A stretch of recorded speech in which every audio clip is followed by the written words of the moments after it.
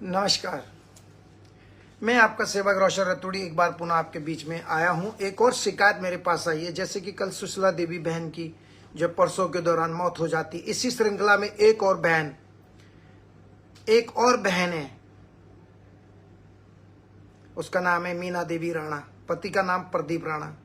और कल जिस बहन की मृत्यु हो गई थी डॉक्टरों की लापरवाही और जो है हमारे उत्तराखंड के जो 13 जिले अस्पतालों में जो लापरवाही के कारण कई महिलाओं की मौत हो जाती है, कई बहनों की मौत हो जाती है। बहनों की मौत नहीं, तमाम 2 करोड़ उत्तराखंडी लोगों की आत्मा यानी उनकी मौत है। ये बहुत बड़े पर्सन चिन्ह है। मैं किसी सरकार की बुराई करने के लिए इधर नहीं आता हूँ, क्योंकि जितनी भी सरकारें आज तक आई हैं सब एक जैसी हैं। हम में सारी नंगी सरकारें हैं, लेकिन जब इंसानियत का सवाल हो, स्पेशली महिलाओं का, बड़े बुजुर्गों को और आत्मरक्षा का सवाल हो, आत्मा का उसका सवाल हो, तो बोलना पड़ता है। हमें कोई शौक नहीं है कि हम आपके बीच में आए और आप लोगों को परेशान करें या बार बार अपनी बात रखें, लेकिन किसी न किसी को तो आगे आना पड़ेगा। अब सोचिए, अभी मैं आपको मैसेज दिखाता हूँ। कल मैं सबसे पहले, बहुत से लोगों को ये पता नहीं कि कल किस बहन की मृत्यु हुई थी। कल एक बहन जो है, उसका नाम आपको पता है, सुशीला देवी नेगी। उनके पति जो अंकित जी, वो आर्मी में रहते हैं। जब एक आर्मी वाले की पत्नी सुरक्षित नहीं है, जब एक आर्मी वाला जो देश का सैनिक है, जो हमारी देश की रक्षा कर रहा है, जिसके वजह से हमारे नेता, पॉलिटिशियन, यहाँ तक कि प्रधानमंत्री, राष्ट्रपति, मैं, आप, तमाम जनता सुरक्षित है हमारी देश की आर्मी के वजह से। जब एक आर्मी वाले की पत्नी के साथ में इस तरीके से, सोचिए आप, डॉक्टरों की लापरवाही की वजह से एक आर्मी मैन जिनके हस्बैंड आर्मी में है, जिस उत्तराखंड ने देश को इतने सारे सैनिक दिए हैं, भारत का गौरव, भारत का अभिमान, हमारा स्वाभिमान, हमारी सेना, जब एक सेना में जो हमारे लिए देश पे लड़ रहा है, रक्षा कर रहा है बॉर्डर पे, हमारा देश का सैनिक जो बॉर्डर पे खड़ा है दिन रात बंदूक की नोक पे, टेम्परेचर माइनस में, फिर भी खड़ा है हमारे लिए, आपके लिए, प्रधानमंत्री के लिए, मुख्यमंत्री के लिए, विधानसभा स्पीकर के लिए, नेताओं के लिए, MP, सांसद, विधायक, सबके लिए खड़ा है, फिर भी उसकी पत्नी के कोई वो नहीं है। सोचिए आप सोचिए कितना बड़ा, जो कल सुशीला देवी नेगी जी की जो मृत्यु हुई परसों के दौरान, इसी श्रृंखला में देखिए किसकी मौत हुई। कल गोपेश्वर जिला अस्पताल, बछेरी गांव की रहने वाली, बछेरी, आप पता कर लीजिए, मीना देवी, पति का नाम प्रदीप राणा। सोचिए उनकी डेथ हो जाती है। एक बहन नहीं, आप पता नहीं कितनी बहनों के ऐसे परसों के दौरान जो है मेडिकल सेवाएं उपलब्ध ना होने के कारण, मेडिकल उपकरण ना होने के कारण कितनी बहनों की जो है मौत हो गई है। जब कोई बहन अस्पताल में जाएगी, किसी को परसों होगा, तो उसको कितनी डर होगी कि मैं अगर अस्पताल में जा रही हूं, मैं सुरक्षित आऊंगी कि नहीं आऊंगी, क्या मैं अपने बच्चों को जो घर में छोड़ के गई हूं उनको देख सकूंगी कि नहीं देख सकूंगी, क्या मैं अपनी उस सासू माँ को और अपने उस बूढ़े ससुर को जो बुजुर्ग हैं, क्या मैं वापस आ पाऊंगी अस्पताल से कि नहीं आ पाऊंगी। सोचिए, ये बहुत बड़ा पर्सन चिन्ह है दोस्तों। यहाँ पे किसी की क्रिटिसाइज के लिए हमें किसी से कोई शत्रुता नहीं है। आप 25 साल में कोई मशीनें नहीं दे पा रहे, इस चीज का मुझे दुख है। ये मुझे कनाडा से एक मैसेज आया जिनकी बहन का, ये देखिए, आप देखिए, कनाडा से, इनका नाम है नरेंद्र परसवान। इन्होंने मुझे कहा स्पेशली कि प्लीज आप इस बात को अपने पेज के माध्यम से रखें। इन्होंने मुझे कहा, भाई जी नमस्कार, मेरा नाम नरेंद्र सिंह है। आज सुबह जिला अस्पताल गोपेश्वर में मेरे रिश्तेदार की डिलीवरी के लिए एडमिट किया गया था। डॉक्टर और नर्स की लापरवाही की वजह से उस नवजात बच्चे ने अपनी मां को दुनिया में आने से पहले ही खो दिया। उनके 2 छोटी बेटियां हैं। उत्तराखंड सरकार और स्वास्थ्य विभाग की आंख खोलने के लिए आप अपने पेज के माध्यम से आप सरकार तक हमारी बात पहुंचाने की कष्ट कीजिएगा। मृतक का नाम मीना देवी, पति का नाम प्रदीप सिंह राणा, गांव का नाम बछेरी चमोली गढ़वाल, हॉस्पिटल का नाम जिला अस्पताल गोपेश्वर चमोली। मैं आपका जीवन भर आभारी रहूंगा। सोचिए, ये है, देखो आपके सामने, ये है। इस चीज को लेके बात, ये बहुत बड़ा पर्सन चिन्ह है। कोई व्यक्ति अगर अस्पताल तक जाता है, वो वापस आएगा जीवित कि नहीं आएगा, किसी को नहीं मालूम।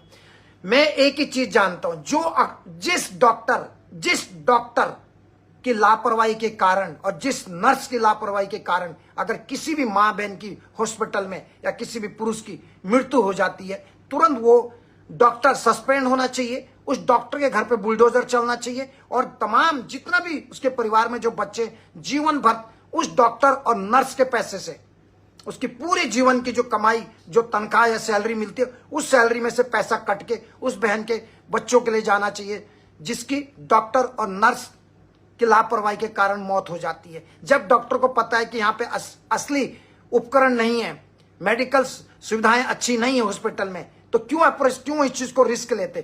क्यों आप अपने मुख्यमंत्री और राज्य सरकार को नहीं बोलते? क्यों अपने जो तुम्हारे जिलाधिकारी हैं जो सोए में, क्या करना है जिलाधिकारियों का? अचार डालना है हमने जिलाधिकारियों का? किस काम के लिए जिलाधिकारी होता है? कहां गए वो जिलाधिकारी? वैसे तो हर क्षेत्र के प्रधान से लेके ब्लॉक प्रमुख तक, जिला पंचायत सदस्य तक, जो निकम्मे और निठल्ले जो क्षेत्र पंचायत सदस्य और जिला पंचायत सदस्य जो दारू की बोतली में या पैसों में बिक जाते हैं, अपना जमीर बेच देते हैं, उन लोगों को भी कान खोल के सुनना चाहिए। जनता को भी जो है पार्टियों को छोड़ के अपने राज्य के विकास के लिए, अपनी माताओं बहनों बड़े बुजुर्गों के लिए और अपने खेत खलियान और इंसानियत के लिए सोचना चाहिए। पार्टियां, मैं कितनी बार आपको बोल रहा हूं कि अभी भी आपके पास समय है। अगर आज आप नहीं जागे तो कभी भी जीवन में आप ऐसे ही लोग मरते रहेंगे और लोग तालियां बजाते रहेंगे और ऐसे ही समय निकलता रहेगा। 25 साल तो आपने निकाल दिए, 25 साल और निकलेंगे, तब तक हम भी चले जाएंगे और आप भी चले जाएंगे। ऐसे ही जो है गरीबों का शोषण होता रहेगा। महिलाएं जो है परसों के दौरान उनकी ऐसी मौत होती रहेगी और आप ऐसे ही बैठे रहना, आप ऐसे ही बैठे रहना। ये बहुत पसंद, या पिलखी वाले का, पिलखी शक्तिलाल सा, मत ऐसे लोगों को मत चुना करो भैया। कोई भी हो, किसी भी पार्टी का हो, किसी भी पार्टी का हो, ऐसे ही रहना। आशा चौधरी जी, आपको मेरा प्रणाम है। और जितनी भी बहनें देखती हैं वीडियोस को, जिस तरीके से आप रोज शेयर करते हैं, शेयर क्या करें, क्योंकि जनता को ये लगना चाहिए, सॉरी नेताओं को ये लगना चाहिए कि हमारी जो जनता है वो सोई हुई नहीं है। आप जिस दिन सोगे उस दिन आपका समझो विनाश है। जिस दिन जनता सो गई उस दिन समझो आपका, देश का, और देश तो है ही, आपका राज्य का समझो विनाश भी होगा। और उसी दिन देखिए कितनी सारी समस्याओं का सामना करना पड़ेगा आपको। नमस्ते, साक्षी बिजलवान जी हैं।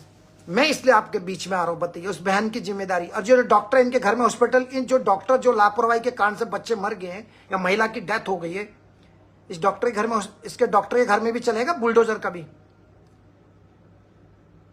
और अगर जैसे किसी का बिल बन भी गया, किसी महिला का बिल बन जाता है हॉस्पिटल में, और किसी डॉक्टर और नर्स की लापरवाही के कारण जो है महिला की मौत हो जाती है, बहन की मौत हो जाती है परसों के दौरान, और डॉक्टर और सरकार की लापरवाही के कारण, इसकी जिम्मेदारी सरकार का मुख्य की होती है और डॉक्टर के जो सीएमओ है उनकी जिम्मेदारी होती है। और उनसे एक भी रुपया नहीं लिया, उनका जो भी बिल बनता है मरणोपरांत, मरने के बाद या उसकी डेथ होने के बाद, उनसे, उस परिवार से कोई भी किसी भी प्रकार का बिल नहीं लेना चाहिए। बिल बिल्कुल नहीं लेना चाहिए। अगर डॉक्टर की लापरवाही, जिला अस्पताल की लापरवाही के कारण और सरकार की लापरवाही के कारण, तो उस परिवार को बिल्कुल भी उनका बिल भुगतान नहीं करना चाहिए। यही होता है अन्याय, इसी को न्याय बोलते हैं। किसी ने अपना बच्चा खो दिया, फिर भी डॉक्टर बिल भेज रहा है 5 लाख का, 3 लाख का, 2.5 लाख का, 4 लाख का, 11 लाख का। ये समझो कि ये इंसानियत का खून है। इस चीज का ध्यान सरकार को रखना चाहिए। सरकारों के पास ना नॉलेज है, ना उनके, सरकार सिर्फ पैसा कमाना जानती है। जितनी भी सरकारें आज तक, चाहे किसी भी राज्य की सरकारें हो, हर राज्य का ऐसे ही हाल है। योगी जी का राज्य को छोड़ के मोस्ट ऑफ द राज्य आप देखेंगे योगी जी का राज्य फिर भी संभल रहा है। लेकिन जो हमारे और अन्य राज्यों की बात करें तो कितनी दयनीय स्थिति है महिलाओं को। जो महिलाएं बेचारी परसों के दौरान जो इंसान को जीवन देती हैं, संसार में लाती हैं, अपने दुख तकलीफ से, जो बहनें, सोचिए वो अस्पताल में जाती हैं, उनको ये नहीं पता है कि मैं दोबारा वापस आऊंगी। अपने छोटे बच्चे जो मैंने घर छोड़ रखे हैं, उनको देख पाऊंगी कि नहीं देख पाऊंगी, उनको मिल पाऊंगी कि या नहीं मिल पाऊंगी। आप सोचिए, एक सुशीला नेगी चलेगी, एक दूसरी मीना देवी चलेगी, ऐसी कितनी मेरी माताएं बहनें, कितनी बहनों जो चले गए इस दुनिया से। क्या कसूर है उन बहनों का? आप मुझे बताइए, क्या कसूर है उन बहनों का? आप मुझे बताइए। हम 25वीं सदी की बात करते हैं, हमने 25वीं सदी की बात करते हैं, टेक्नोलॉजी की बात करते हैं। आप सोचिए, ये बहुत बड़ा पर्सन चीन है। ऐसे ऐसे डॉक्टर रखे हुए हैं, कोई घूसखोर के नर्सें बना के, जो नर्सें बनी हुई हैं उनको भी पता नहीं असली, उनको ये भी नहीं पता इंजेक्शन कौन सा क्या लगाना है, कैसे करना है। किसी को इंजेक्शन लग रहा है तो 4 दिन तक तो उसके हाथ में इन्फेक्शन हो जाता है, इंसान जो है हाथ पकड़ के ही खड़ा है। डॉक्टर ऐसे ऐसे बने दिन भर, जो अपनी प्राइवेट क्लिनिक चला रहे हैं, सरकारी अस्पतालों में कोई डॉक्टर बैठा हुआ ही नहीं है। क्यों बोलता हूं मैं, जितने चाहे प्रधानमंत्री हो, मुख्यमंत्री हो, राष्ट्रपति हो, जितने भी पॉलिटिशियन चुन के नेता, इनके बच्चों का इलाज भी सरकारी अस्पताल में होना चाहिए। इनके बच्चे भी सरकारी हॉस्पिटल, सरकारी स्कूलों में पढ़ने चाहिए, तो जाके देश का भला होगा, तभी सरकारी स्कूल अच्छे बनेंगे। क्योंकि सरकारी अस्पताल की सैलरियां बड़े बड़े डॉक्टर ले रहे हैं, 2-2, 2.5 लाख रुपए सैलरी ले रहे हैं, लेकिन उसी सरकारी अस्पताल के चक्कर में उन्होंने अपने प्राइवेट कंपनियां, प्राइवेट क्लिनिक खोल रखे, जहां करोड़ों रुपए की दवाइयां, करोड़ों रुपए कमा रहे हैं। एक फीस, एक कंसल्टेटिव फीस का 500 रुपए, 500 रुपए, 1000 रुपए ले रहे हैं। इसी अस्पतालों के नाम पे, सरकारी अस्पताल के नाम पे कई डॉक्टर जो अपने प्राइवेट क्लिनिक चला रहे हैं, सोचिए आप। और जितने उत्तराखंड के कई जो बच्चे हैं गुम हो जाते हैं, महिलाएं, उनके कृत्रिम अंग, कई डॉक्टर ऐसे मिले हुए होते हैं, आपको पता नहीं है, जो सरकार के साथ बैठे हुए तो है, किसी भी पार्टी की सरकार हो, बड़े बड़े डॉक्टर, बड़े बड़े पॉलिटिशियन। क्योंकि किडनियों की, मनुष्य कृत्रिम अंगों की बहुत ज्यादा आवश्यकता होती है। इसीलिए ह्यूमन ट्रैफिकिंग के द्वारा उत्तराखंड में भी जो बच्चों को उठाने का काम चल रहा है, महिलाओं को उठाने का काम चल रहा है। आज भी एक महिला नैनीताल के हल्द्वानी में, आपको पता है, एक महिला को अपहरण करने, विशेष समुदाय का एक व्यक्ति सोहेल उसको किडनैप करने जा रहा था, उसको पहले जबरदस्ती ताबीज पहना रहा था। तो इन चीजों से भी मेरी माताओं बहनों, आप इन चीजों से भी बचे। मेरी आपसे हाथ जोड़ के विनती है। ये लव जिहाद, ये बहुत सारी ऐसी चीजें चल रही हैं। प्लीज आप जब अपने घर में, अपना घर से ज्यादा रात को बाहर ना जाएं, टाइम पे आए, अपना मोबाइल बिल्कुल तैयार रखें, किसी से डरे ना। जितनी भी मेरी माताएं बहनें, आप ज्यादा देर रात घर से बाहर ना जाएं। आपसे हाथ जोड़ के विनती है मेरी माताओं बहनों, दोस्तों से, लड़कों से, जो भी मेरे युवा साथी हैं, और मेरे प्लीज आप सबसे मेरा रिक्वेस्ट है, प्लीज इस चीज से आप बचे, प्लीज आपसे मेरी रिक्वेस्ट है, प्लीज। क्योंकि उत्तराखंड में नहीं, ऐसे पूरे हिंदुस्तान के अलग अलग राज्यों में जो ह्यूमन ट्रैफिकिंग का जो मामला चल रहा है, किडनैप हो रहे हैं जवान लड़कियां, 22 साल की लड़कियां, 21 साल की लड़कियां, 21 साल का लड़का, 18 साल का लड़का, क्योंकि इनके जो कृत्रिम अंग होते हैं वो सही, यानी उनको यूज किया जाता है, क्योंकि बीमारी से ग्रसित नहीं होते। लेकिन इसलिए जवान लड़कों को टारगेट करते हैं, जवान लड़कियों को टारगेट करते हैं ह्यूमन ट्रैफिकिंग वाला। वो ज्यादा बुजुर्ग लोगों को टारगेट नहीं करते हैं, क्योंकि जो जवान लड़का वो स्वस्थ रहता है। इसलिए मेरी आप लोगों से हाथ जोड़ के विनती है, माताओं, मेरी बहनों, प्लीज एक लव जिहाद, इन चीजों से दूर रहें प्लीज। भगवान का दिया हुआ खूबसूरत जिंदगी है, इसको अच्छे से जिए। और सरकार से भी मैं कहना चाहता हूं, प्लीज अपनी गलतियों को सुधारें, अपनी गलतियों को सुधारें। जो एमपी हैं, सांसद हैं, मंत्री हैं, विधायक हैं, पार्षद हैं, ब्लॉक प्रमुख हैं, जिला पंचायत अध्यक्ष हैं, आप अपनी गलतियों को सुधारें। नहीं तो तुमको ऐसी जगह बिठाएंगे जहां तुम्हारी उठने की तुम्हारी हैसियत नहीं होगी। मैं अपने मुंह खराब नहीं करना चाहता, क्योंकि मेरे लिए, मैंने हमेशा बोलता हूं, मेरे लिए ना मुख्यमंत्री इंपॉर्टेंट है। इंपॉर्टेंट का मतलब वो मेरे लिए भगवान नहीं है। आपके लिए भगवान हो सकता है, मेरे लिए जनता जनार्दन भगवान होती है, देवतुल्य जनमानस भगवान होता है।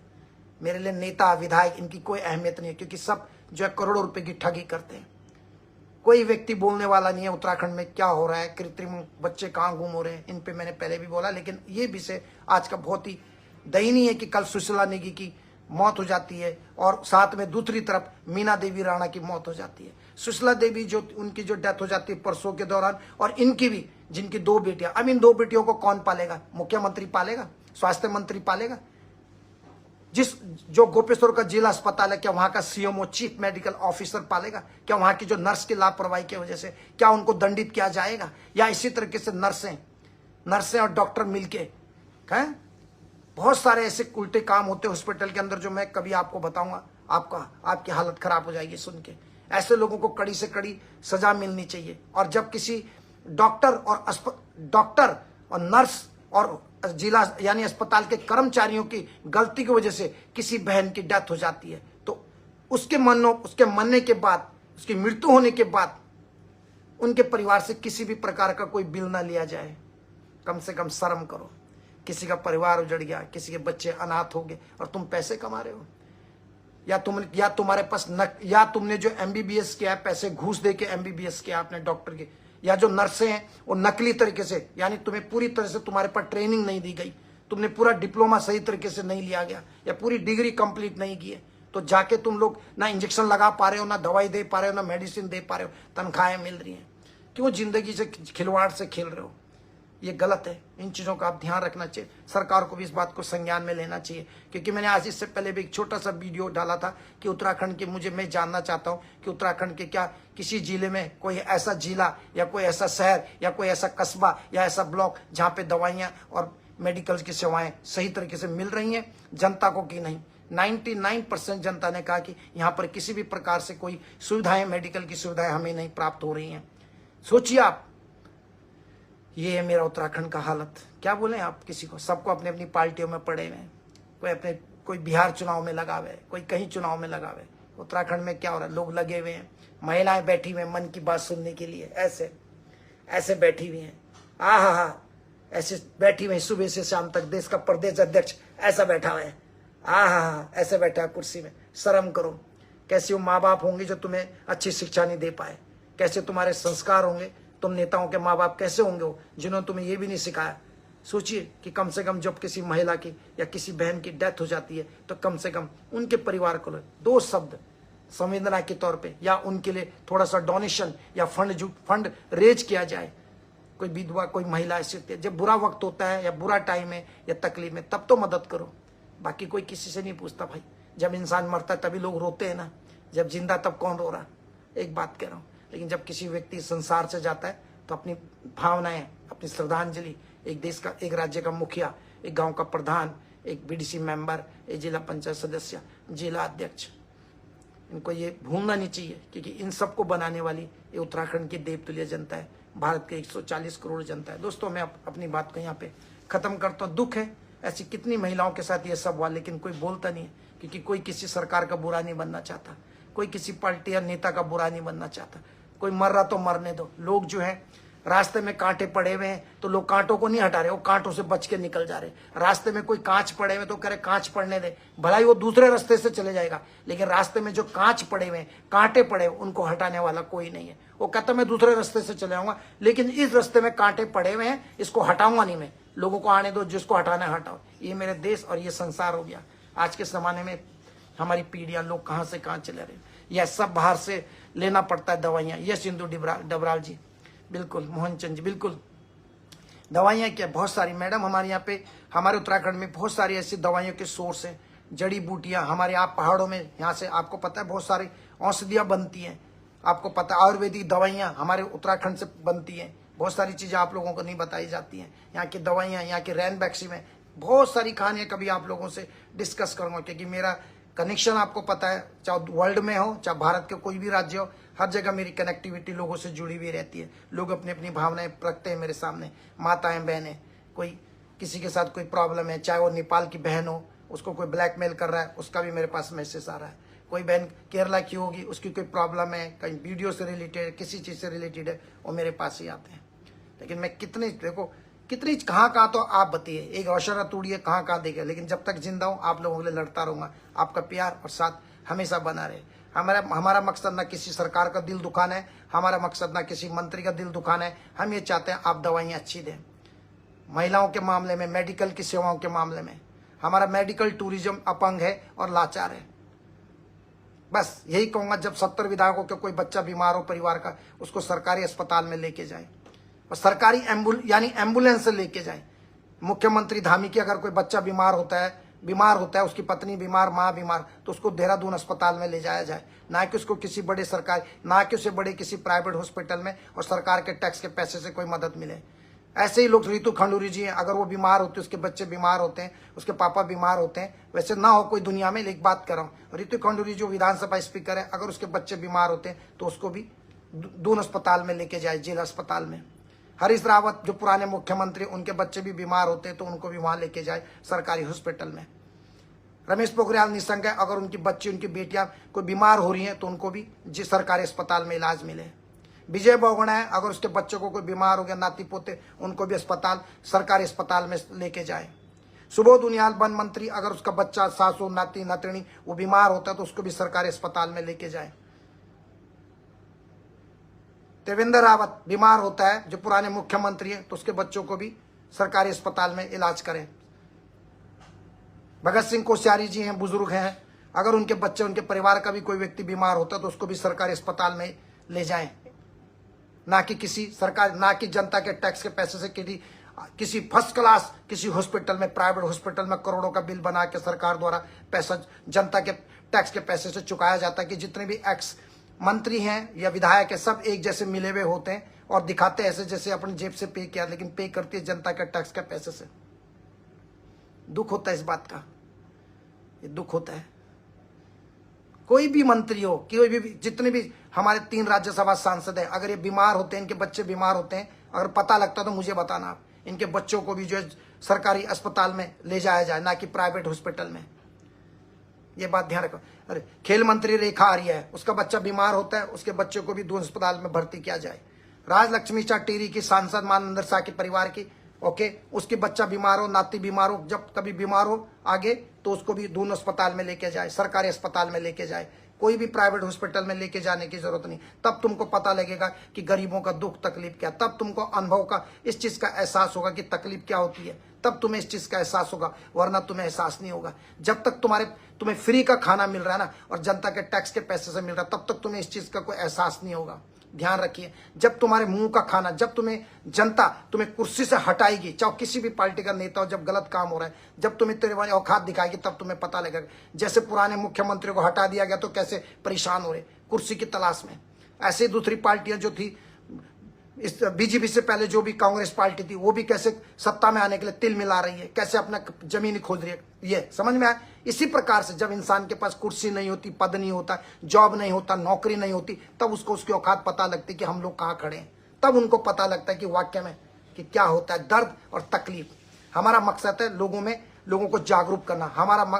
हमारा उद्देश्य है, मेरा उद्देश्य है लोगों को ये दिखाना कि वाक्य में कि दर्द क्या होता है, तकलीफ क्या होती है। क्योंकि जिसको सोने का बिस्तर मिल रहा हो, गोल्डन स्पून मिल रहा हो, जिसने कभी देखा ही नहीं दुख तकलीफ, तो उसको एहसास नहीं होता। तो ऐसे लोगों को भी दुख तकलीफ का एहसास होना चाहिए कि आम जनता, एक गरीब परिवार की बिटिया या पुरुष किस तरीके से अपना जीवन, किस तरीके से हॉस्पिटल में कैसी कैसी चीजों का सामना करना पड़ता है।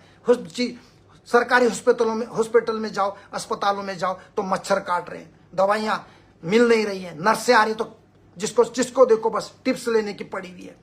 सरकारी अस्पतालों में कोई पान खाने वाले डॉक्टर थूक के जा रहे हैं, कैसे वहां सो रहे, ऐसी स्मेल आ रही है, नीचे लोग पड़े हुए हैं, ऊपर कोई पंखा नहीं है, कोई मच्छर खा रहे हैं, मलेरिया हो रहा है। लोग हॉस्पिटल में इलाज करने जा रहे हैं या बीमारी लेने जा रहे हैं। कोरोना टाइम में दून अस्पताल में एक सीमा नोटियाल बहन की जो मौत हो जाती है, कितनी दर्दनाक उसकी मौत को, अच्छी खासी थी सीमा नोटियाल बहन, और उसको देखो किस तरीके से उसका जीवन खत्म हो गया। आप सोचिए, आप शायद आप लोगों को नहीं पता कितनी ऐसे इंजेक्शन घपा घप ऐसे मार रहे हैं। शर्म करो यार भाई, दर्द का एहसास होना चाहिए। दर्द जब तुम्हारे पैर में कांटा चुभता तब तुम्हें एहसास होता है कि तकलीफ क्या होती है, पीड़ा क्या होती है, समझे। ऐसे इसीलिए मैं बोल रहा हूं, जितने भी ये 70 विधायक हैं, इनका परिवार का कोई भी बच्चा बीमार हो, कोई भी बच्चा, क्योंकि इंसान है, बीमार होगा या पत्नी बीमार हो या इनके घर में इनके बेटों की बहू प्रसव के दौरान, उनको सरकारी हॉस्पिटल में लेके जाओ। चमोली वाले विधायक की पत्नी है तो चमोली वाले हॉस्पिटल जिला अस्पताल में जाए, गोपेश्वर वाला तो गोपेश्वर, उधम सिंह नगर का एमपी है विधायक है, उसके घर में कोई बीमार होता है उसको वहीं के उधम सिंह नगर के जिला अस्पताल में भर्ती कराया जाए। तब इन मूर्खों को, इन निर्बुद्धिहीन लोगों को इस चीज का एहसास होगा कि किन किन चीजों की कमियां हैं, क्या क्या चीजें चाहिए जिला अस्पताल में, कैसी वहां पे सुविधाएं मिल रही है, क्या वहां नर्सों का व्यवहार अच्छा है, क्या वहां पे सफाई कर्मचारी टाइम पे सफाई कर रहा है। ये चीजें जानना बहुत जरूरी है। इसको बोलते हैं मुख्यमंत्री अगर ढंग का होता, अगर 25 साल में हमारे मुख्यमंत्री ढंग के होते, बुद्धिमान होते, एक अच्छे संस्कारिक मुख्यमंत्री होते, अभी 25 साल में जितने मुख्यमंत्री आए या जितने मंत्री बने, विधायक, अगर इन निकम्मे निठल्लों को अकल होती तो ये भेष बदल के चुपचाप जाते, भेष बदल के हॉस्पिटल के अंदर चेक करते, छापा मारते कि हमारे जो महिलाएं हैं, हमारे जो पुरुष हैं या हमारे जो नागरिक हैं, उनको दवाइयां सही मिल रही हैं या नहीं मिल रही हैं। जो विधायक है क्षेत्र का, वो अपना भेष बदल के, हुलिया बदल के जाए, वहां पूछे लोगों से, मरीजों से पूछे, इंटरव्यू ले, जो पेशेंट हैं, जो बेड पे लेटे हुए मरीज हैं, उनसे पूछे तुम्हें कोई तकलीफ तो नहीं है, इस क्षेत्र के जो अस्पताल है कोई परेशानी तो नहीं है। इसी प्रकार से देहरादून जिला अस्पताल में जो वहां के सांसद हैं या जो क्षेत्र के जुने, वो जाएं कि भाई देखो, वहां जाएं, भेष बदल के जाएं, दूसरे रूप में जाएं, वहां लोगों से पूछे, मरीजों से, तुम्हें दवाइयां ठीक मिल रही हैं, कोई परेशानी तो नहीं है दून अस्पताल में। ऋषिकेश में देखो कितनी लूट मची है, वहां के जो अंदर जो कर्मचारी हैं एम्स में, वो कहां के रखे हुए हैं, वहां नंबर 1 लूट फ्रॉड चल रहा है। ऋषिकेश जो भी एम्स हॉस्पिटल जो उतरा अभी देख लीजिए, वहां भी बाहर के लोगों को रखा हुआ है, सब कर रहे हैं, लूट मार मच रही है। बहुत सारी ऐसी कहानियां जो मैं यहां से आपको एक एक चीज के बारे में आपको बता सकता हूं। पता है, ये गांव के प्रधान की भी जिम्मेदारी बनती है अपने क्षेत्र के, लेकिन प्रधान, विधायक और जो पटवारी, बीडीसी मेंबर, ये सारे मिले हुए होते हैं और ये सबसे बड़ा करप्शन गांव से पैदा होता है। गांव के खंबे में लाइट नहीं आ रही है, खंबा लगा है लेकिन लाइट नहीं आ रहा है, लेकिन किताबों में, लेकिन खाते में दिखा दिया जाता है कि मैंने लाइटें लगाई हैं।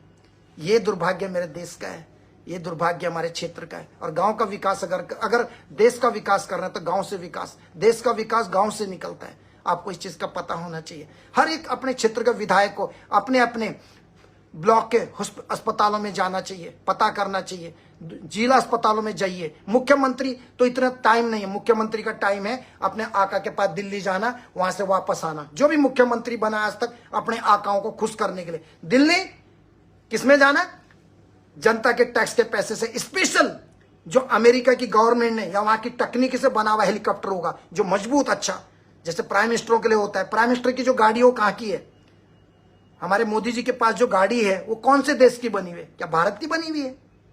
कभी पता करो कहां से आ रही हैं। आप सोचो, फाइटर प्लेन किधर से आ रहे हैं, आप बताइए, सोचिए। बहुत सारी चीजें।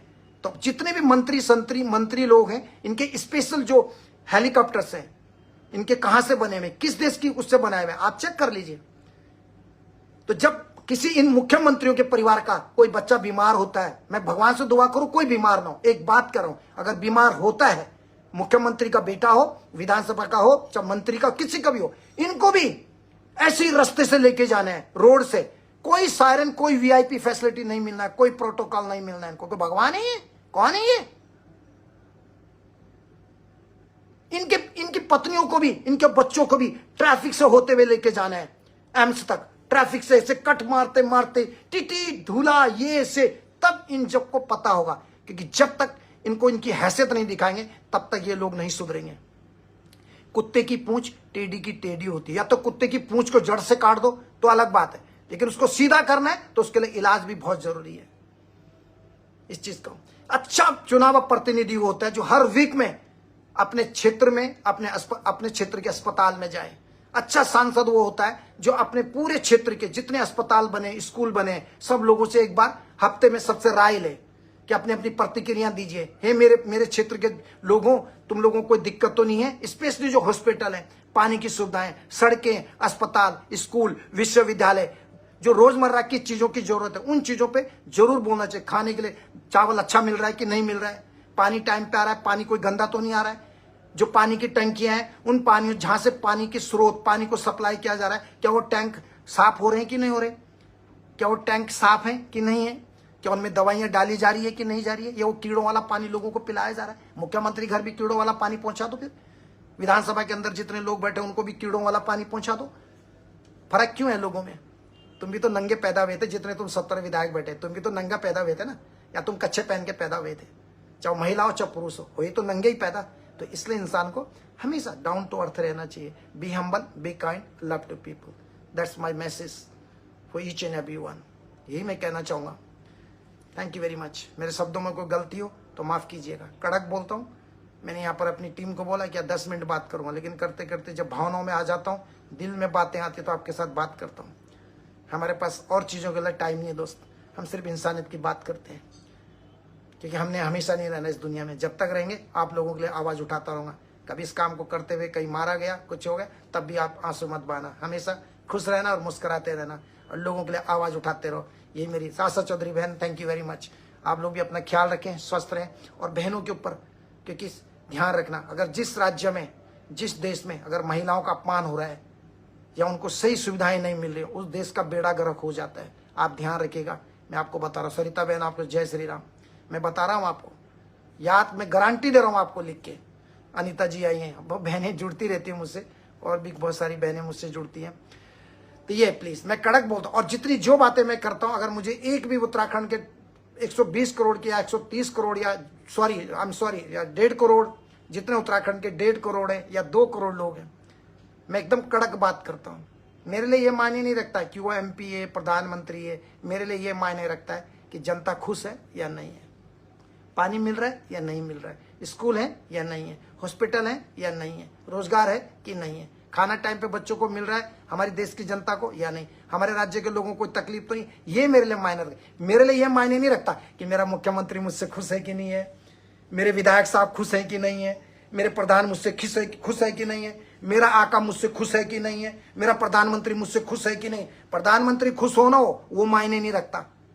जिंदगी में ध्यान रखना, जनता खुश होनी चाहिए। जनता खुश है तो प्रधानमंत्री खुश है। ध्यान रखना, अगर जनता खुश है तो प्रधानमंत्री खुश है, जनता खुश है तो मुख्यमंत्री खुश है। लेकिन अगर मूर्ख मुख्यमंत्री है और मूर्ख कोई किसी भी पार्टी का प्रधानमंत्री हो, किसी भी पार्टी का हो, जनता रो रही है और वो अपने बैठ के मजे कर रहे हैं क्योंकि फंड आ रहा है, पैसा आ रहा है, वो पैसा लग रहा है।